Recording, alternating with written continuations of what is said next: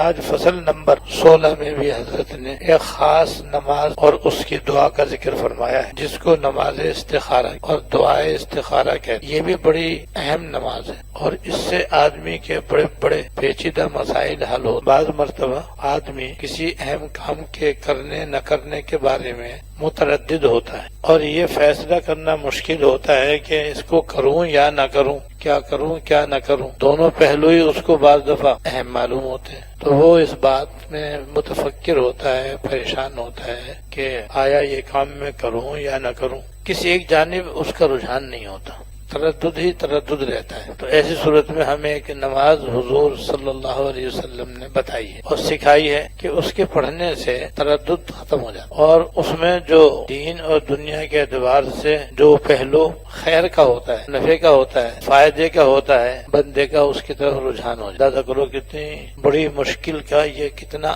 آسان حل ہے۔ مثلا بعض مرتبہ رشتے کے سلسلے میں آدمی کو تردد ہوتا ہے کہ آیا لڑکے کا یا لڑکی کا یہ رشتہ کرنا چاہیے یا نہیں کرنا چاہیے۔ اکثر ماں باپ کو اس میں تردد ہو جاتا ہے۔ یہ دو رشتے سامنے ہوتے ہیں اور ہر رشتے میں یہ فیصلہ کرنا مشکل ہوتا ہے کہ یہ کروں یا وہ کروں، یہ قبول کروں یا وہ قبول کروں، یا یہاں رشتہ ڈالوں یا وہاں رشتہ ڈالوں۔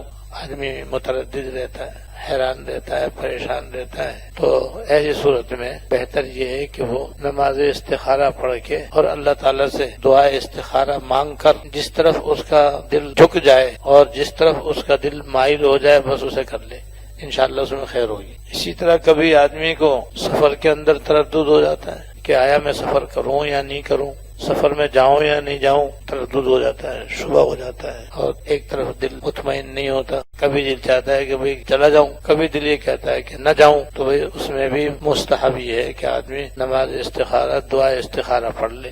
ایسی بعض کاروبار آدمی شروع کرنا چاہتا ہے، کہیں دکان کھولنا چاہتا ہے یا کوئی جاب کرنا چاہتا ہے، نوکری کرنا چاہتا ہے، اب کچھ فیصلہ نہیں کر پاتا کہ کروں یا نہیں کروں، یہ بھی اہم موقع ہے۔ تو ایسے موقع پر نماز استخارہ سے مدد لینی چاہیے اور نماز استخارہ دعا استخارہ کر کے جس طرف دل جھک جائے اور جس طرف دل مطمئن ہو جائے بس اس کو کر لیں، انشاءاللہ اس میں خیر ہوگی۔